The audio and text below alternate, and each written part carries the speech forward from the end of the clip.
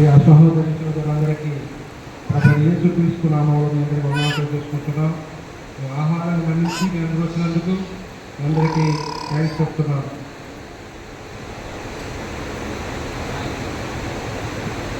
ప్రార్థన చేసుకున్నాం. కృపకు ఆధారభూతుడైన మీ పరలోకపు తండ్రి, మీ నామములు ప్రార్థన చేసుకుంటున్నాం. దేవా సాయంకాల సమయంలో దేవా మీరు ఏర్పరచుకున్న దేవా ఈ యొక్క బర్త్డే తండ్రి మీరు ఏర్పరచుకున్న విధానానికి నేను తెలియజేసుకుంటున్నాం తండ్రి. ఒక్కడు వచ్చిన ప్రతి ఒక్క బిడ్డని పేరు చెప్పిన దీనికి ఆశీర్వదించండి. ప్రతి ఒక్క బిడ్డని దేవా నీ కృపలో తీర్చే భాగ్యం దయచేయండి. సహోదరులు దేవా ఈ వర్తమానాన్ని మాకు అందించుటకు మంచి జ్ఞానం నివేదం దయచేసి బిడ్డలు దేవా మీ అన్ని వ్యక్తులు కలిగి నీ కృపలో భాగ్యం దయచేయండి. దేవా యొక్క చిన్న బిడ్డ విషయంలో దేవా మరి ఈ కార్యములు చేసినందుకు మీకు లెక్కలేని సూత్రాలు తెలియజేసుకుంటున్నాం. దేవా బిడ్డ దేవా మీ అన్ని వ్యక్తులు కలిగి నీ కృపలో పెరుగుటకు సాక్షులుగా జీవించుటకు మనం దయచేయమని అడుగుతున్నాం తండ్రి. చిన్న ప్రార్థన యేసుక్రీస్తు నామములో అడిగి వేడుకుంటున్నాం తండ్రి. Thank you.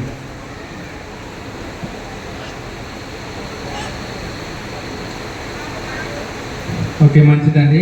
కొద్ది నిమిషాలు దేవుని యొక్క లేఖనాల్లో నుంచి కొద్ది నిమిషాలు దేవుని మాటలు ఒక అర్ధగంట సేపు దేవుని యొక్క మాటలు మనం అందరం వింటారండి? అందరూ వాక్యం వింటారా? ఎందుకంటే ఫంక్షనాలకు వచ్చేటప్పటికి ఎవరు వాక్యం వినరు. అడవిడి చాలా అడవిడి కలిగి ఉంటారు. మనము దేవుని సన్నిధిలో ఉన్నా కనుక వాక్యము చాలా విలువైనది, మన బ్రతుకులను బాగు చేసేది, పరలోకానికి నడిపించేది. కనుక మనం కొద్ది నిమిషాలు ఒక అర్ధగంట సేపు జాగ్రత్తగా మనసు పెట్టి దేవుని యొక్క మాటలు మనం వినడానికి ప్రయత్నించాలి. వింటారా? ఎన్న వాళ్ళందరూ దేవుని స్తుతించండి. దేవునికి స్తోత్రం. వింటారా? అందరూ వింటారా? ఓకే, మంచిది. జాగ్రత్తగా కొద్ది నిమిషాలు దేవుని మాటలు ఈరోజు వర్తమానం కొరకు మనము జాగ్రత్తగా మనసు పెట్టుకుందా. చాలా సందర్భాల్లో వాక్యము పుట్టినరోజు ఈ దినాలలో పిల్లల విషయమై చాలా విషయాలు మనం మాట్లాడుకుంటూ ఉంటాం. ప్రత్యేకంగా ఈరోజు పిల్లల పట్ల, పిల్లల పెంపకం పట్ల తల్లిదండ్రులు కలిగి ఉండవలసినటువంటి బాధ్యత,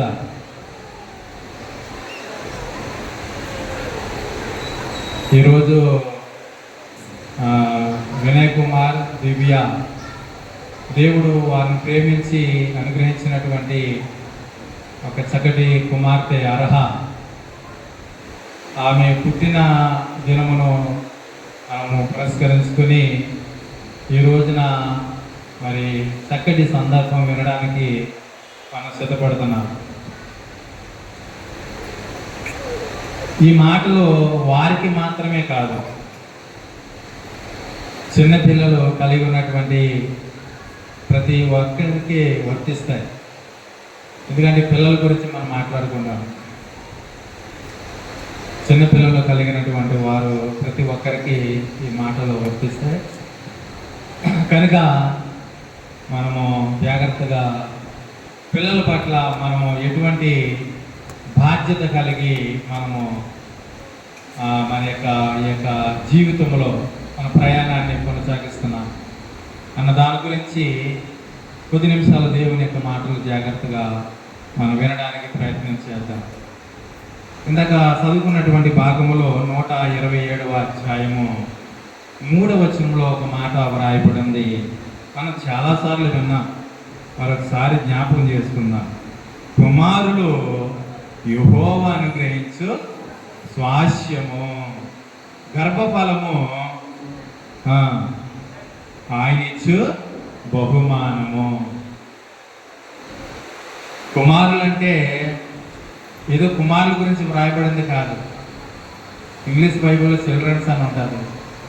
కనుక పిల్లలు, దేవుడు మనకు అనుగ్రహిస్తున్నటువంటి పిల్లలు ఎవరైతే ఉన్నారో వారు దేవుడిచ్చేటటువంటి బహుమానాలు. చాలామంది ఇటువంటి పుట్టినరోజు కార్యక్రమాలలో బహుమానాలు ఇస్తూ ఉంటారు. చాలామంది తీసుకొచ్చే ఉంటారు. ఇవ్వబడినటువంటి బహుమానాలను బట్టి తీసుకున్నటువంటి వారు ఎంతో సంతోషిస్తూ ఉంటారు. ప్రియమైన వారులారా, మనుషులు ఇచ్చినటువంటి బహుమానాలని చూసి ఎంతో సంతోషించే మనము జీవము లేని బహుమానాలు చూసి ఆనందపడిపోతున్నటువంటి మనము ఒక్కసారి దేవుడు ఇచ్చేటటువంటి బహుమానం గురించి కూడా మనం ఆలోచించాలి. దేవుడు ఇచ్చేటటువంటి బహుమానం ఎటువంటిది అంటే తెలుసండి? జీవము కలిగినటువంటి బహుమానం. తల్లి తండ్రి యొక్క ప్రతిరూపము. దేవుడు తన యొక్క ఉన్నతమైన ప్రణాళికలో మన కొరకు తన స్వహస్తాలతో తల్లి గర్భములో ఒక అద్భుతమైనటువంటి నిర్మాణము చేసి 9 మాసాల తర్వాత తల్లి ఒడిలో ఒక చక్కటి బహుమానాన్ని దేవుడు వారికి ఇవ్వటం అనేది అంత అద్భుతం. మరలా పైగా తల్లి పోలిక కానీ తండ్రి పోలిక కానీ ఇచ్చి వారిని ఆనందింప చేయటం అనేది మనం చూస్తూ ఉంటాం.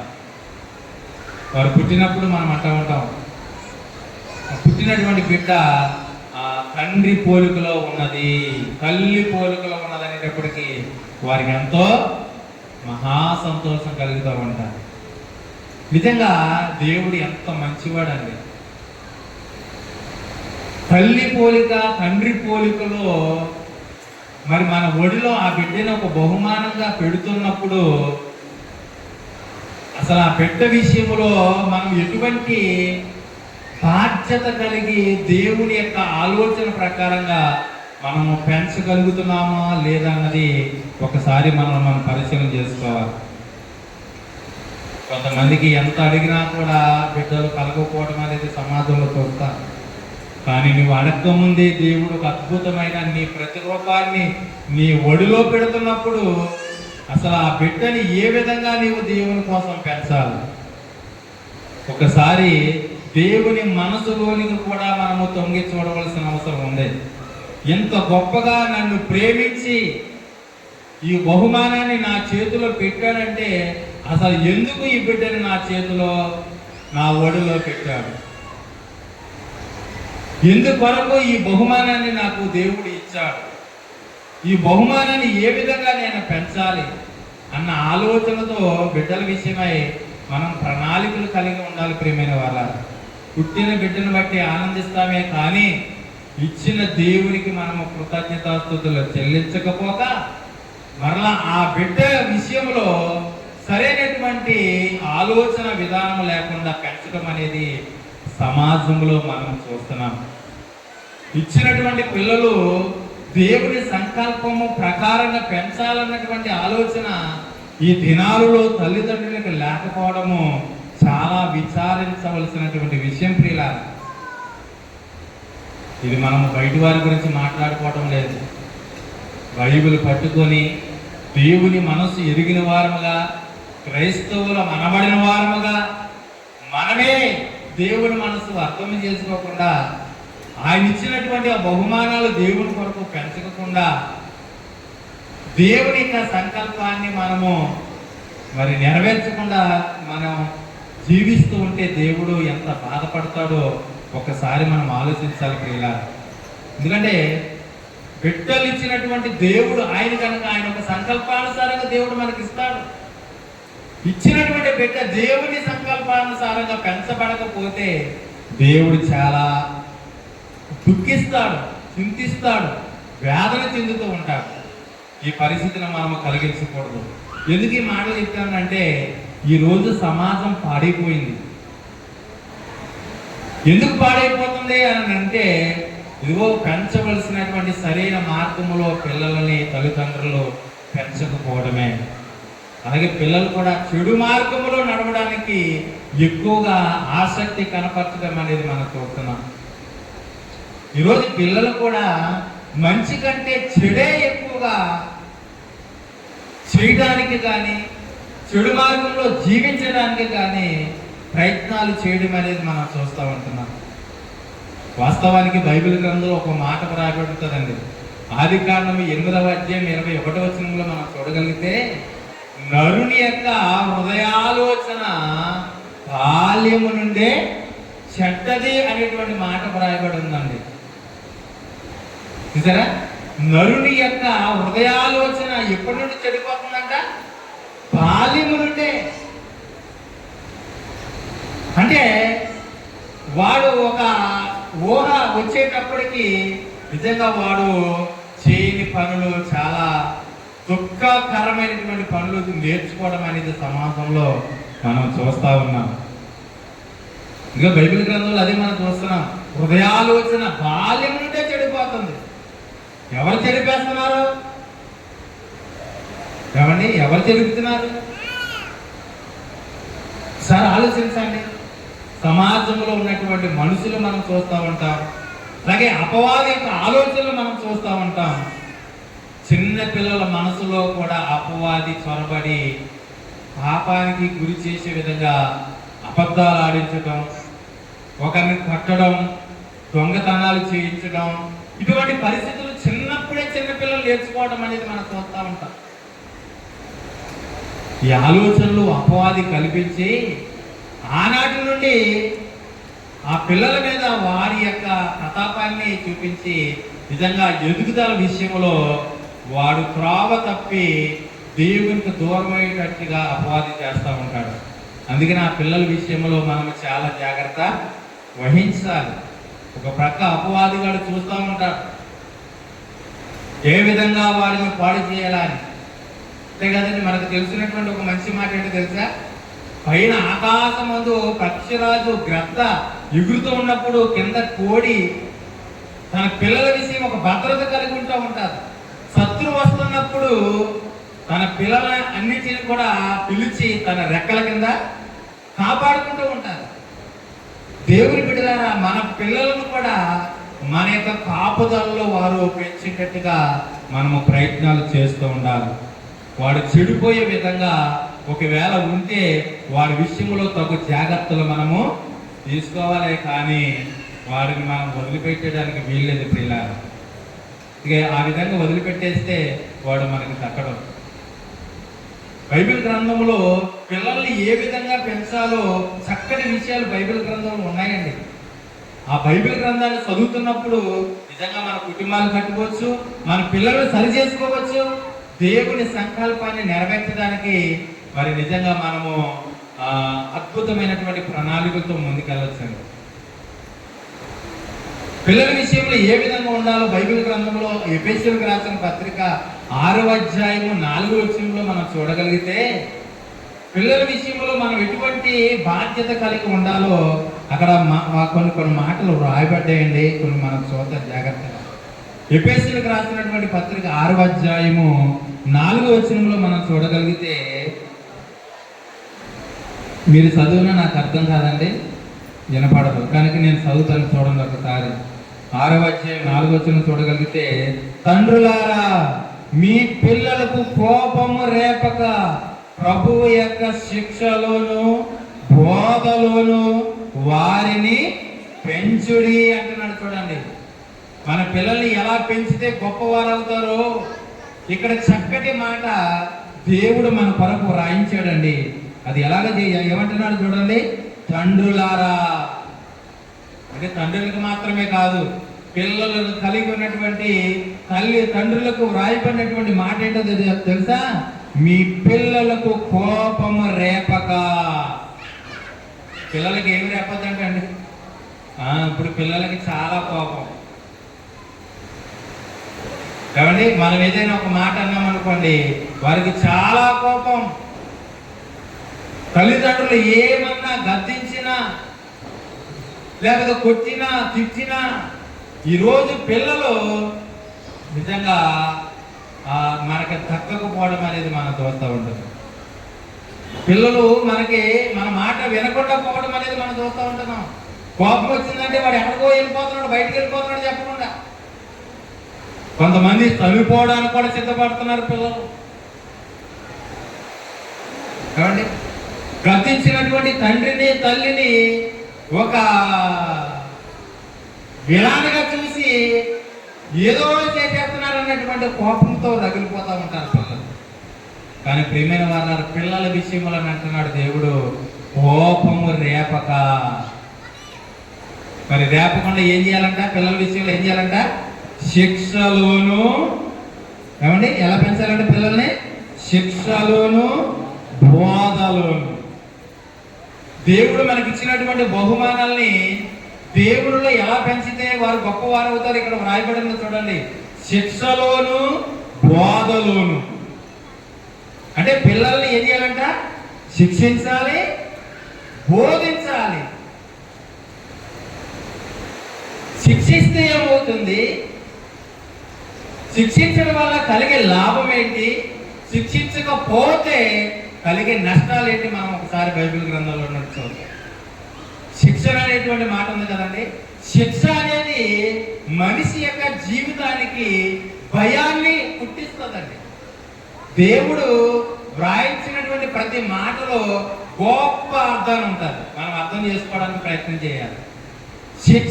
శిక్షించు అనేటువంటి మాట దేవుడు వ్రాయించాడంటే, పిల్లల్ని శిక్షించమంటాడంటే శిక్షించే విషయంలో భయం అనేది కలుగుతుంది పిల్లలకి. మరి బోధించే విషయంలో వారికి ఏం కలుగుతుందో తెలుసా? భయము కలుగుతుందండి. ఏమంటే శిక్షించే విషయంలో వారికి భయము కలుగుతుంది, అలాగే బోధించే విషయంలో భక్తి కలుగుతుంది. శిక్షిస్తే ఏం కలుగుతుందంట? భయము కలుగుతుంది. బోధిస్తే భక్తి కలుగుతుందంట. బైబిల్ గ్రంథంలో చాలా సందర్భాలలో భయభక్తులు అనేటువంటి మాటలు మనకు కనపడతా ఉంటాయి. మనిషికి భయభక్తులు ఎలా వస్తాయా అని అంటే, చిన్ననాటి నుండే పిల్లల్ని శిక్షించాలి, నెక్స్ట్ వారిని బోధించాలి. శిక్షలో భయం ఉంటుంది, బోధలో ఏమండి భక్తి ఉంటుంది. అంటే ఈ పిల్లలు భయములో భక్తులో ఎదగాలని అంటే వారి విషయంలో మనము బాధ్యత కలిగి ప్రవర్తించాలి. ఇప్పుడు ఈ రెండు మాటలే ఈరోజు ఆలోచిద్దాం. 10 నిమిషాలు మాత్రం ఎక్కువ చెప్పండి. నేను శిక్షించాలి అంటే ఏ విధంగా శిక్షించాలి, ఏ విధంగా మనం పిల్లలకు బోధించాలి. బైబిల్ గ్రంథంలో చాలా మంచి మాటలు ఉన్నాయి. సామెతల గ్రంథంలో ఒక మాట మనం చూడగలిగితే మనం ఎందుకు శిక్షించాలో కొన్ని మాటలు మనం చూద్దాం. చూడండి, సామెతల గ్రంథము 22వ అధ్యాయము, సామెతల గ్రంథం 22వ అధ్యాయము 15 వచనాన్ని మనం చూడగలిగితే, 15 వచనంలో మనం చూడగలిగితే, బాలుని హృదయములో మూఢత్వము స్వాభావికముగా పుట్టును, శిక్షా దండము దానిని వానిలో నుండి తోలివేయును అనే మాట మనం చూస్తున్నాం. బాలుని హృదయములోనంట మూఢత్వము స్వాభావికముగానే వస్తాయంట. అంటే బాలుని హృదయంలో జనరల్గా వారి యొక్క స్వభావం ఏంటంటే మూఢత్వం. మూఢత్వం అంటే ఏంటో తెలుసా? ఎంత చెప్పినా వినరు. ఎంత చెప్పినా వినరండి పిల్లలు. అందుకే వారికి ఏది కావాలనంటే అది ఇచ్చే వరకు కూడా వారు ఒప్పుకోరు. ఏమండి, పిల్లలు ఎంత మూఢత్వంతో ఉంటారంటే, అంటే ఎంత వారు ఆ పిల్లలు నిజంగా వారి గురించి మనం ఆలోచిస్తున్నప్పుడు పట్టుదలతో ఉంటారు, ఏదైనా పొందాలని. అందుకని విసిగిస్తూ ఉంటారు పిల్లలు ఆ తల్లిదండ్రులు. అందువల్ల ఇక్కడ అందుకనే ఆ మాట రాయబడిన చూడండి, బాలుని హృదయములో మూఢత్వము స్వాభావికముగానే పడుతుంది. మరి వాడు కావలసింది వాడు అడిగిందల్లా ఇచ్చేస్తా ఉంటామా మనం? వాడు ఎన్నో అడుగుతాడు తెలియక. వాడు అన్ని ఇస్తూ ఉంటే వాడు ఎలా తయారవుతాడు? పెద్ద ఎదిగిన తర్వాత చిన్నప్పుడు చిన్న చిన్నవి అడుగుతాడు. అదే వయసు వచ్చేటప్పటికి వాడి ఆశలు అంటే అంతు పంతు ఉండవండి. వాడి ఆశలు మనం తీర్చలేము. అందుకనే ఏం చేయాలంటే ఆ బాల్య దశలో ఉండగానే వాడిని ఏం చేయాలంటే మనము శిక్షించాలి. చూడండి అక్కడ, శిక్షా దండము దానిని వారిలో నుండి తోలివేను. మూఢత్వం పోవాలని అంటే వాడిని ఏం చేయాలంట? తల్లిదండ్రులు ఏం చేయాలంట? శిక్షించాలి. వాడు ఏదో అడుగుతాడు, ఇచ్చేదే కాదు, వాడు తెలియక అడుగుతున్నాడు. మనం కూడా వాడి మార్గంలోకి వెళ్ళిపోయి వాడికి ఏది కావాలంటే అది ఇచ్చేయడం అనేది మనం చేయకూడదు. ఇప్పుడు చూడండి, పిల్లలకి ఏమంటే ఈ మధ్య చిన్న పిల్లలకు కూడా ఈ సెల్ ఫోన్లు అలవాటు చేసేసారు. వాడు తినాలన్నా త్రాగాలన్నా వాడు ముందు ఏముంటారో తెలుసా? సెల్ ఫోనే ఉండాలి. అది లేకపోతే వాడు తిందో తెలుసండి. వాడు నువ్వు ఎత్తుకోకపోయినా పర్వాలేదు, కానీ వాడి చేతిలో ఏముండాలి? ఫోన్ ఉంటే సరిపోతుంది. వాడిని పట్టించుకోవడం లేదు, అన్ని పనులు అయిపోతాయి. అదే అలవాటు చేసుకుంటూ ఉంటే చివరిగా ఏమైపోతాడు? పెద్ద సైంటిస్ట్ అయిపోతాడు మొబైల్లో, తెలుసండి. అందుకని ప్రారంభంలోనే వాడిని ఏం చేయాలి తెలుసా? మనము శిక్షించాలి. శిక్షించాలంటే ఎలా శిక్షించాలి? అదే ఇది సరైనది కాదు, ఇది వాడకూడదు, ఈ మాట నువ్వు మాట్లాడకూడదు, ఇది మనం ఇది మనం తీసుకోకూడదు, ఇది మనం చేయవలసిన పని కాదు అని వాడికి అర్థమయ్యే విధంగా చెప్పాలి. కావాలనుకుంటే ఒక దెబ్బ వేయాలి. వాడికి దెబ్బ పడలేదనుకోండి, వాడు వినడు. అది చిన్నప్పుడే నువ్వు ఒక దెబ్బ వేసావనుకో, వాడు లైన్లోనికి వస్తాడు. చిన్న పిల్లడికి ఏం తెలుసులే అండి అని నువ్వు ఇచ్చేసావనుకో, ఇక అంతే, తర్వాత నీ సంగతి చూస్తారు. శిక్షించడం అనేది మనము నేర్చుకోవాలి ప్రేమైన వారల. ఎందుకంటే మూఢత్వం అనేది చాలా భయంకరమైనది. సామెతల గ్రంథం 27 అధ్యాయంలో ఒక మాట ఉంటుంది, చూడండి. నేను చదివేస్తున్నాను, మీరు చూడండి. సామెతల గ్రంథం 27వ అధ్యాయం 22వ వచనంలో మనం చూస్తే మూడుని గురించి వ్రాయబడి చూడండి. అంటే మూడుని రోటిలోని గోధుమలలో వేసి రోకడ దంచినను వాడి మూడత వాని వదిలిపోదు. ఇది ఎంత ప్రమాదకరమైనదో చూడండి ప్రియులారా. ఈ మూఢత్వం అనేది అంటే అడిగిందే పొందుకునే వారికి ఉండేటటువంటి స్థితి, ఇది చాలా ప్రమాదకరమైందంట.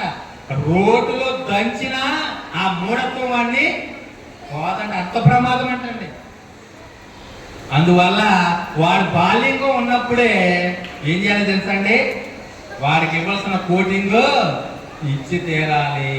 గారాబం మాత్రం పెట్టకండి ప్రియమైన వాళ్ళ. గారాబం పెడితే వాడు తర్వాత మనల్ని చాలా హింస పెడతాడు. చూడండి, శిక్షించమని బైబిల్ గ్రంథం చెప్పింది, దేవుడు చెప్పాడు కనుక పిల్లలు పెంచే విషయంలో పిల్లలను మనము శిక్షించాలి. మూఢత్వం అనేది చాలా ప్రమాదకరమైనది అని బైబిల్ చెప్పింది. నీవు వాక్యాన్ని గౌరవించి ప్రేమిస్తే ఖచ్చితంగా నీ పిల్లలు నీకు దక్కుతారు, లేకపోతే వారు పాడైపోవడానికి అవకాశం ఉంది. సామెతల గ్రంథం 23వ అధ్యాయము 13వ వచనంలో కూడా మాట ఉంటుంది, చూడండి ఒకసారి. సామెతల గ్రంథం 23వ అధ్యాయం 13వ వచనాన్ని చూస్తే, నీ బాలులను శిక్షించుట మానకొనకము. నీ బాలులను శిక్షించుట మానకొనకము. బెత్తముతో వాడిని కొట్టిన ఎడల వాడు సావకుండును. బెత్తముతో వాడిని కొట్టిన ఎడల పాతాళమునకు పోకుండా వాని ఆత్మను నీవు తప్పించదవు. బైబిల్ ఎంత చక్కటి మాట చెప్పిందో చూడండి పిల్లల విషయంలో. తండ్రులారా, తల్లులారా, మీ పిల్లల్ని ఎలా పెంచాలంటే వ్రాయబడినటువంటి లేఖనాన్ని మనం చూస్తే, మీ బాలులను నెగిచ్చినటువంటి పిల్లలని శిక్షించాలి. ఈ పిల్లలను శిక్షించాలి. శిక్షించుట మానకొనకము అంటే వారిని ఏం చేయాలంట? ప్రతిరోజు శిక్షిస్తూనే ఉండాలి, సరి చేస్తూనే ఉండాలి. వాడు చేస్తున్నటువంటి తప్పటడుగులు, వాడు చేస్తున్నటువంటి చేయకూడనటువంటి పనులు ఏవైతే ఉన్నాయో వాటి విషయంలో చూసి చూడనట్టుగా మనం వదిలిపెట్టకూడదు. వాడు తప్పు చేశాడా మనం ఏం వాడాలంట? ఏం వాడాలంట? ఇక్కడ ఏమని భయపడింది? బెత్తం వాడాలి. ఇంట్లో దేవుడిచ్చినటువంటి బహుమానాల విషయంలో బెట్టతో పాటు ఏముండాలంటే ఇంట్లో బెత్తం కూడా ఉండాలి. బెత్తమే వాడాలి. చాలా మంది చేతులు వాడుతూ ఉంటారు. బైబిల్ గ్రంథం ఏం చెప్పిందంటే చేతులతో కొట్టకూడదంటే పిల్లల్ని, బెత్తముతోనే కొట్టాలంట. చేతులతో కొడితే ఎక్కడ పట్టాలని పడతాం. ఏమండి, నీకు దవడ తగ్గితే దవడ మీద కొట్టేస్తావు, తలగ మీద కొట్టేస్తూ ఉంటావు, ఎక్కడ పడితే అక్కడ కొట్టేస్తూ ఉంటావు. అదే కర్రతో బెత్తంతో అనుకోండి, నీవు తల మీద కొట్టలేదు. తల మీద కొడితే చిన్న మెదడు ఏమండి చాలా క్రాక్ అయిపోతూ ఉంటుందండి. చిన్నపిల్లలకి ఏం తెలియదు. అప్పుడప్పుడే చిన్నగా ఎదుగుతున్నటువంటి మెదడు ఏమండి చాలా ఇబ్బంది కలిగిస్తూ ఉంటారు. ఎదుగుదల తగ్గిపోతూ ఉంటారు.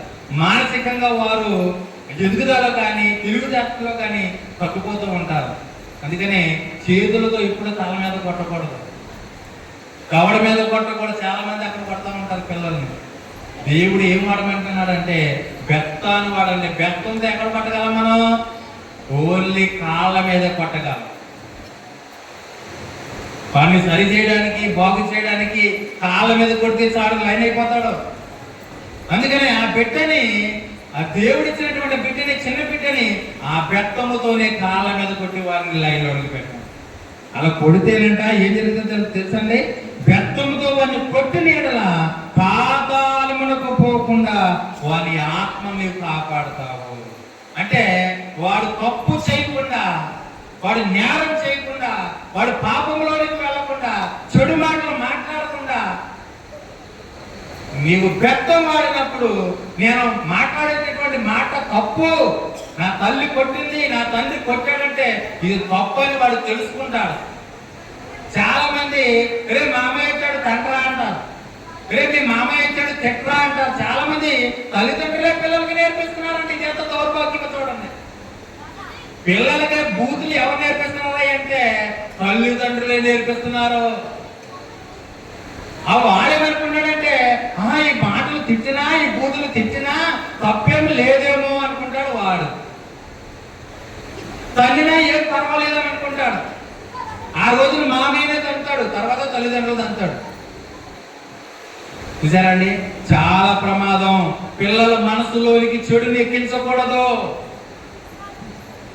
వారు నేర్చుకునే విషయంలో మంచిని మంచే చెప్పాలి. ఒక చెడు మార్గంలో నడుస్తూ ఉంటే, బూతులు మాట్లాడుతూ ఉంటే, అబద్ధాలు ఆడుతూ ఉంటే వారికి చెప్పాలి ఇది తప్పు. అక్కడికి వెనకపోతే బెత్తం వాడు పాతాళములోని నరకములోనికి వెళ్లకుండా నీవు కాపాడగలుగుతావు. లేకపోతే నీ చేతులారా నీ బిడ్డని నరకానికి నీతో పాటు తీసుకోవాలి. ఆలోచించండి తల్లిదండ్రులారా. చాలా మంది చాలా ఈజీగా తీసుకుంటారు పిల్లల విషయం. పిల్లలు లేకపోతే ఎంతో కన్నీరు కారుస్తూ ఉంటారు. పిల్లలు ఇస్తేనంటే ఇష్టం వచ్చినట్టుగా రోడ్లమ్మని వదిలిపెట్టేస్తూ ఉంటారు. మనం చాలా తప్పు చేస్తున్నాం తల్లిదండ్రులుగా. దేవుని సంకల్పాన్ని నెరవేర్చవలసిన వారంగా ఉండవలసిన మనము దేవుని కంట కన్నీరు రప్పిస్తున్నాం. చివరాకారికి మనం కూడా ఏడవలసిన పరిస్థితి ఏర్పడతారు. నీ బిడ్డలను శిక్షించుట మానుకొనకము. సామెతల గ్రంథం 13వ అధ్యాయము 24వ వచనంలో కూడా ఒక మాట మనం చూస్తాం. చూడండి, సామెతల గ్రంథము 13వ అధ్యాయం 24వ వచనంలో చూడండి. బెత్తము వాడని వాడు తన కుమారునికి విరోధి. బెత్తము వాడని వాడు. ఇంతకు ముందు ఏం చదువుకున్నా? బెత్తము వాడాలి. ఒకవేళ నీ బిడ్డ విషయంలో నువ్వు బెత్తము వాడకపోతే ఏమంటున్నాడు ఇక్కడ? నీ బిడ్డకి నీవే విరోధివి. చూసారా? అంటే బెత్తం వాడాలంట. బెత్తం వాడకపోతే నీ కుమారునికి విరోధి. కుమారుని ప్రేమించేవాడు వానిని ఏం చేస్తాడంట? శిక్షించును. నీ బిడ్డను ఒకవేళ నువ్వు ప్రేమిస్తే, చాలా మంది అంటూ ఉంటారండి, నా బిడ్డ మీద నేను ఎప్పుడు చెయ్యి ఎత్తలేదు, కొట్టకుండానే నా బిడ్డను ప్రేమతో పెంచాను. ఈ మాటలు మాట్లాడుతూ ఉంటారు చాలా మంది. ఓకే, ఆ బిడ్డ సరైన మార్గంలో ఉంటే వెరీ గుడ్. ఒకవేళ తప్పుడు మార్గంలోకి ఒకవేళ వెళ్ళిపోతా ఉంటే నువ్వు అన్న మాట ఖచ్చితంగా తప్పే. నీ బిడ్డలు నువ్వు పట్టాలి, శిక్షించాలి, వెప్పం వాడాలి, సరిచేయాలి.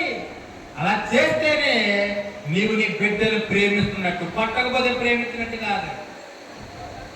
నా బిడ్డ ఏం చేసినా నేనేమన్నా, వాడేమనుకుంటాడంటే నేను ఏ తప్పుడు పనులు చేసినా మా అమ్మ ఏమన్నా మా నాన్న ఏమనరు.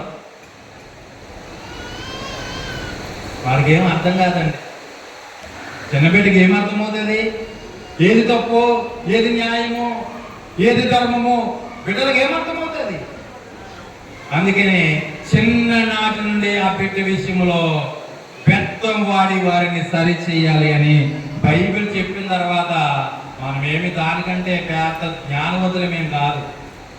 దేవుని మాటలను గౌరవిస్తే, వాక్యాన్ని ప్రేమిస్తే ఖచ్చితంగా నీ బిడ్డని నువ్వు శిక్షిస్తావు. బెత్తము వాడని వాడు తన కుమారునికి విరోధి అంటున్నాడు. వాడని వాడు ఇక్కడ ఎవరైనా ఉంటే అటువంటి వారు నీ బిడ్డలకి నీదే విరోధి. ఎందుకో తెలుసా? వాడు పాడైపోతున్నా అలా చూస్తున్నావు అంతే. వాడు పాడైపోవడానికి కారకుడు నీవుగానే ఉంటున్నావు. ఈ రాత్రి మనం సరి చేసుకోవడానికి ప్రయత్నం చేద్దాం. ఎందుకంటే ఈ చిన్ననాటి నీకు బెత్తం వాడకపోతే, శిక్షించకపోతే వాడు ఒక యవనస్తుడుగా వచ్చిన తర్వాత వాడు నీ మాట వినడు, ఎక్కడికో వెళ్ళిపోతా ఉంటాడు. ఒకసారి మీరు ఆలోచించండి. 19వ అధ్యాయము సామెతల గ్రంథం 19వ అధ్యాయము 18వ వచనం చూడండి. మరొక మాట ఇక్కడ వ్రాయబడి ఉంది. మరలా బుద్ధి వచ్చునని నీ కుమారుని శిక్షింపుము. నీ కుమారునికి బుద్ధి వచ్చులాగనా ఏం చేయాలంట? శిక్షించాలి. అయితే వాడు చావవలనని కోరవద్దు. శిక్షించాలి, గద్దించాలి, బుద్ధి చెప్పాలి, సరి చేయాలి, బాగు చేయాలి. ఇది మంచిది కాదని వాడి విషయంలో మనం వారికి జాగ్రత్తలు నేర్పించాలి. ప్రేమైన దేవుని వారు,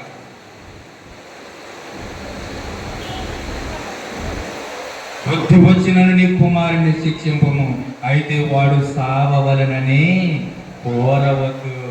చాలా మంది అంటామంటారు, కోపం వస్తే ఆగరిక రే ఈ విమానం మోతెక్కిపోతాడు. ప్రేమిస్తే గొప్పగా ప్రేమిస్తారు, ఎంతో గొప్పగా ప్రేమిస్తారు. దండించేటప్పటికి ఎంత ప్రేమించాడో అంత కోపాన్ని చూపించి చితకొడేస్తా ఉంటారు. చింతపండు చేసేస్తారు అంటారు కొంతమంది. వాడు ఎంత ఏం చేస్తారంట? చింతపండు చేసేస్తారు. నువ్వు చింతపండులు, అరటిపండ్లు ఏం చేయవసరం లేదండి. అమ్మా, దేవుని మాటలతో బిడ్డల్ని చక్కగా ఇది మంచిరా, ఇది చెడురా అని వారికి నేర్పిస్తూ వారికి మనం ఎప్పుడు కూడా సరిచేయడానికి మనము ప్రయత్నం చేయాలి. ప్రేమైన దేవుని వల్ల అందుకనే బైబిల్ గ్రంథంలో చెప్పినటువంటి మాట, ఇదిగో తల్లిదండ్రులారా మీ పిల్లలకి కోపము రేపక శిక్షలో వారిని పెంచండి. రెండోది ఏంటో తెలుసండి? బోధలో పెంచాలి. శిక్షిస్తే ఏం కలుగుతుందంట? భయము కలుగుతుంది. బోధిస్తే, బోధ చేస్తే ఏమవుతుందంట? ఏమండి?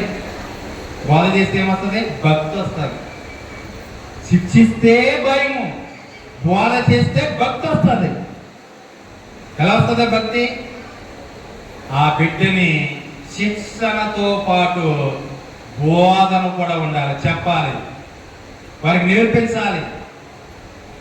అందుకని బైబిల్ గ్రంథంలో మనం చూస్తూ ఉంటుంది. సామెతల గ్రంథంలో 22వ అధ్యాయం, సామెతల గ్రంథం 22వ అధ్యాయం 6వ వచనంలో మనం చూస్తాం కదా, బాలుడు నడవవలసిన త్రోవను వారికి నేర్పుము, వాడు పెద్దవాడైనప్పుడు దాని నుండి తొలగిపోడు. ఎప్పుడు నేర్పించాలి మనం? బాలుడుగా ఉన్నప్పుడే బోధ చేయాలి. బాలుడుగా ఉన్నప్పుడే వారికి బోధ చేయాలి, భక్తిని నేర్పించాలి, ప్రార్థన నేర్పించాలి, పాటలు నేర్పించాలి, మోకరించే విధానం నేర్పించాలి. తల్లిదండ్రులారా ఆలోచించండి. బోధ చేయడం అంటే మనము నేర్చుకోవాలి, మన పిల్లలకి నేర్పించాలి. నువ్వు ఒక పోను, ఆయన ఒక పోను, బిడ్డ ఒక పోను. ఇప్పుడు సీరియల్ పిచ్చి ఉన్న వాళ్ళు కూడా చాలా మంది ఉన్నారు ఇక్కడ. వాళ్ళు కూడా పెద్ద టీవీ పెట్టుకుని ఆగా చచ్చిపోయిన శవంలాగా కూర్చొని చూస్తూ ఉంటారు సీరియల్. ఒకటి తర్వాత ఒకటే. వీడేం చేస్తున్నాడో పట్టించుకొని కూడా పట్టించుకోరు. చూసారా?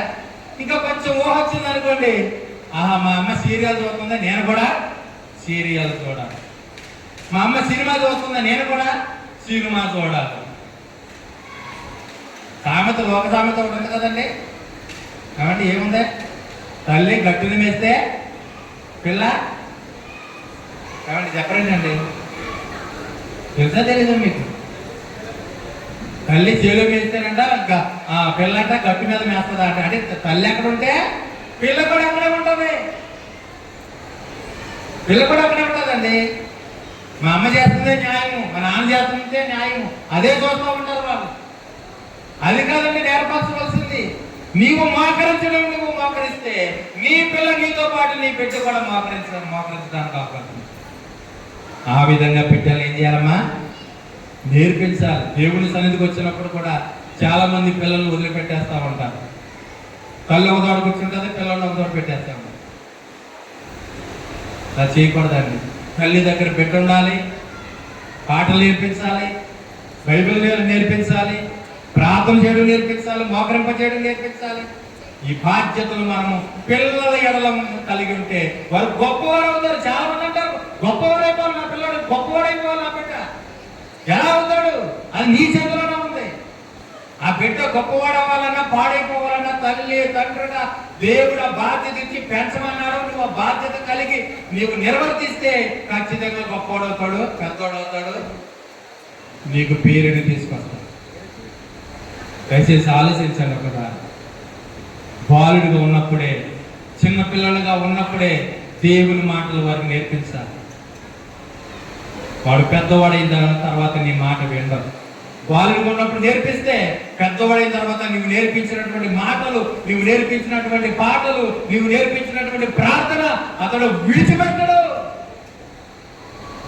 నువ్వు పాడదన్నా పాడుతూ ఉంటాడు, నువ్వు ప్రార్థన చేయకపోవడం మానేసిన వాడు మాట్లాడు. దేవుని బిడ్డలారా, చిన్నప్పుడే ఆ బిడ్డల విషయంలో ఈ ఫోకస్ పెట్టాలి. మనం పట్టించుకోకుండా ఉంటే చాలా తప్పు చేసిన వారం అవుతాం. ఈ రోజున చాలా మంది కన్నీరు కారుతున్నారు పిల్లల విషయంలో. కాదంటారా చెప్పండి? పిల్లల విషయంలో, యవనస్తులైనటువంటి వారి విషయంలో చాలా కన్నీరు కారుస్తున్నారు. ఎందుకో తెలుసా?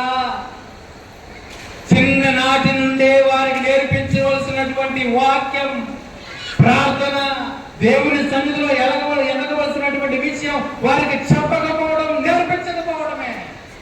ఈ రోజున యవనస్తులైనటువంటి వారు వయసు వచ్చి ఇప్పుడు తల్లి తండ్రుల్లో మనసుల్లో గుబులు పుట్టిస్తున్నారు, ఏడుస్తూ ఉన్నారు.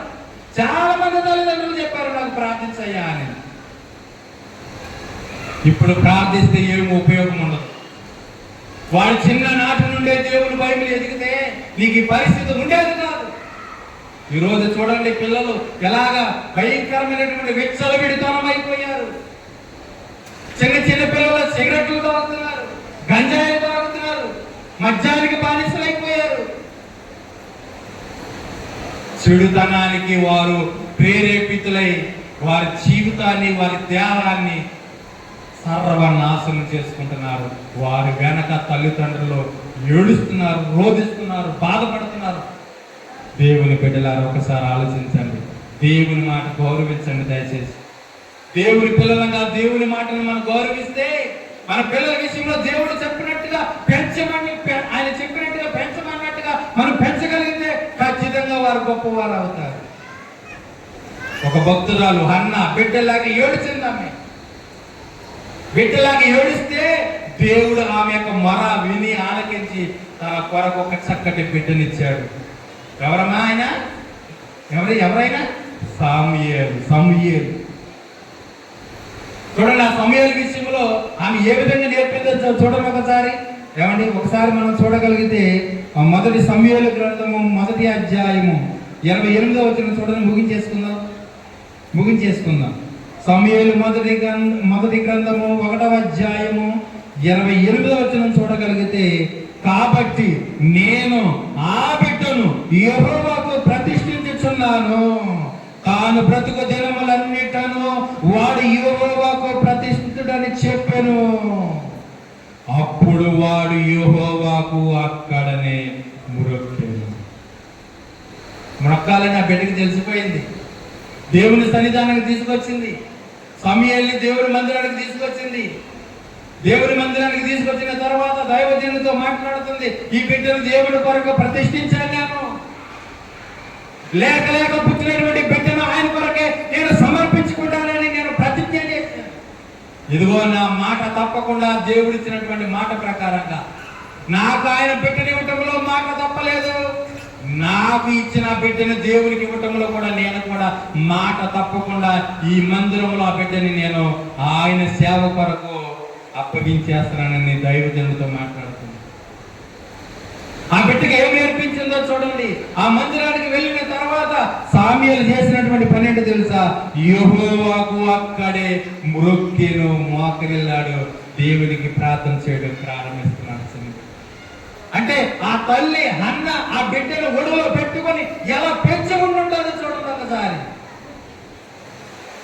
అలా చేస్తున్నారా? పాలు పట్టించి ఉండి ఏదో నిద్రపరచడం కాదు, ఒడిలో నిద్రపరచడం కాదు, వారికి నేర్పించవలసినటువంటి మాటలు. మీరు చాలా మంది అనుకుంటూ ఉంటారు, ఎవడు పాలు తాగకూడదు, మాకు ఏమి నేర్పించాలని అనుకుంటూ ఉంటారు చాలా మంది. అసలు పాలు తాగేవాడు కాదండి బాబు. తల్లి గర్భములో 6వ మాసంలోనే వారికి వినికిడి శక్తి ఉంటుందంట. తెలుసా మీకు? మరియమ్మ గారు ఎలిజబెత్ దగ్గరికి వెళితే ఏమండి, అప్పుడు మరియమ్మ గారి యొక్క వందన వచనం విన్నటువంటి ఎలిజబెత్ గర్భములో ఉన్నటువంటి యాజకు గారు గంతులు వేశాను. ఎందుకు గంతులు వేశాడు? ఎందుకు ఆనందం వచ్చింది? నా ప్రభువు ఎవరి గర్భంలో ఉన్నాడు? మరియమ్మ గర్భంలో. ఏమంటే తల్లి గర్భంలో ఉండగానే ఏమంటే పిల్లలు వినికిడి, మంచి చెడు అన్ని ఆలోచిస్తారండి. అందుకనే 6వ మాసం నుండి పిల్లలు మీరందరూ కూడా ఏ మాటలు మాట్లాడలేదో దేవుని మాటలే మాట్లాడాలి. 6వ మాసంలో దేవుని పాటలే వినిపించాలి, దేవుని వాక్యమే వినిపించాలి. ఇలా చెప్పుకుంటూ పోవాలంటే చాలా మాటలు ఉన్నాయండి, తరగని మాటలు ఉన్నాయి. మనం అన్నం ఎప్పుడు ఇదే మాటలు. కానీ ప్రియమైన దేవుని వల్ల ఇదిగో హన్న సామ్యూయేలుని ఒడిలో దేవునికి మొక్కి అంత గొప్పవాడుగా పెంచితే ఆ బిడ్డ ఎలా పెరిగాడంటే తెలుసండి. ఆ బిడ్డ ఎలా పెరిగాడో తెలుసండి. 2వ అధ్యాయం 26వ వచనంలో రాయబడి ఉంటుంది చూడండి. ఆ బిడ్డ అదిగో చూడండి, 2వ అధ్యాయం, బాలుడకు సామ్యూయేలు ఇంకను ఎదుగుచు యెహోవా దయయందును మనుషుల దయయందును వర్ధిల్లుచుండెను. దేవుని దయయందును మనుషుల దయయందును వర్ధిల్లుచుండెను. ఎంత గొప్పగా వర్ధిల్లాడు అంటే ఇశ్రాయేలు ప్రజలకి ఒక ప్రవక్తగా, ఒక న్యాయాధిపతిగా అతడు వర్ధిల్లాడు. గొప్ప భక్తుడయ్యాడు సామ్యూయేలుగా. దానికి గల కారణం ఎవరో తెలుసా? తల్లే, అన్న. ప్రియమైన దేవుని వల్ల ఇక్కడ ఉన్న తల్లిలారా, మీ పిల్లల విషయంలో ఈ బాధ్యత కలిగి ప్రవర్తిస్తే వారు గొప్పవారు అవ్వాలి అనుకున్నావు కదా, ఖచ్చితంగా వారు అవుతారండి. అన్నా లేగా నీ బిడ్డని నువ్వు సామ్యూయేలు ఒడిలో పెట్టుకొని పెంచినట్టుగా నువ్వు పెంచగలిగితే ఖచ్చితంగా నీవు అనుకున్నట్టుగా నీ బిడ్డ గొప్పవాడు అవుతాడు. అలా అవ్వాలంటే ఏమంటున్నాడు తెలుసండి? దేవుని గురించి మాట్లాడాలంట. ఎలా మాట్లాడాలి? నీవు కూర్చున్నప్పుడు మాట్లాడాలి, నువ్వు పడుకున్నప్పుడు మాట్లాడాలి, నువ్వు నడిచినప్పుడు మాట్లాడాలి. ఎవరి గురించి? దేవుని గురించి, దేవుని మాటల గురించి వారికి నేర్పించండి. వారు గొప్పవారు అవుతారు, వారు ప్రయోజకులు అవుతారు, నీకు పేరు ప్రతిష్టతలు తీసుకొస్తారు. అప్పుడు ఎంతో ఆనందం, కుటుంబానికి ఆనందం, తల్లిదండ్రులుగా మీకు ఆనందం, మనందరికీ ఆనందం. పిల్లలు గొప్పవారు అవుతే అలాగ అవ్వడానికి మనం ప్రయత్నించాలి. అలాగ అవ్వాలంటే పిల్లల విషయంలో ఎలా పెంచాలంట? శిక్షలోను బోధలోను. ఈ మాటలు 2 మర్చిపోకండి. శిక్షిస్తే భయము, బోధిస్తే భక్తి. దేవుడు ఏం కోరుకున్నాడు తెలుసా? భయభక్తులు కోరుకున్నాడు. ఇవి రెండు విడదీయని బంధం. భయభక్తులు కలిగిన వారే పిల్లలు ఉంటే వారు గొప్పవారు అవుతారు ప్రియమైన దేవుని వల్ల. మరి మీరు వీని మనసులో పెట్టుకుంటారో విడిచిపెట్టి మరలా లోకంలో కలిసిపోతారో ఇక మీ ఇష్టం. దేవుడు మిమ్మల్ని దీవించిన గాక. ఈ మాటలు దేవుడు మన హృదయాల్లో ఫలింప చేయను గాక. ఆమేన్. ప్రార్థన చేసుకుందాం. చిన్న ప్రార్థన చేసుకుందాం. మహోన్నతుడైన మా గొప్ప తండ్రి, కొద్ది నిమిషాలు మీ మాటలు వినగలిగే సామర్థ్యమును సహాయము మీరు మాకు అనుగ్రహించిన విధానం బట్టి మీకు స్తోత్రాలు. మీ పిల్లలు ఎంతో శ్రద్ధగా మీ మాటలు విన్నారు ప్రభా. ఎవరి మనసులోనికి మాటలు మరి నాయన నాటుకొనబడ్డాయో నాకు తెలియదు నాన్న. మీ మాటలు విన్నవారు, మీ వాక్యాన్ని ప్రేమించేవారు, మీ వాక్యాన్ని గౌరవించే వారి కుటుంబాలు ఖచ్చితంగా ఒక ఉన్నతమైన స్థాయిలో ఉంటాయి ప్రభా. నిజంగా ఈ రోజున ఆయన వినయ్ కుమార్ దివ్య వారిని ప్రేమించి మీరు అనుగ్రహించిన బిడ్డను ఆయన ఇగో మీ చేతిలో ఒక చక్కటి బహుమానాన్ని వారికి మీరు ఇచ్చారు. చక్కగా మీలో పెంచుకునే భాగ్యమును కనుక వారికి దయచేయండి. ఇక్కడ చేరిన మాకందరికంటే భాగ్యమును అనుగ్రహించి మనకు వేడుకోండి. దేవా మమ్మల్ని మనం మరొకసారి మీ చేతులకు అప్పగించుకోండి. యేసుక్రీస్తు పరిశుద్ధ నామములో ప్రార్థిస్తూ వేడుకుంటున్నాము తండ్రి. ఆమేన్. దేవుడు మిమ్మల్ని అందరూ దీవించి ఆశీర్వదించిన కాక. ఆమేన్. ఈ సమయంలో కేక్ కట్ చేసుకుందాం దయచేసి. మరి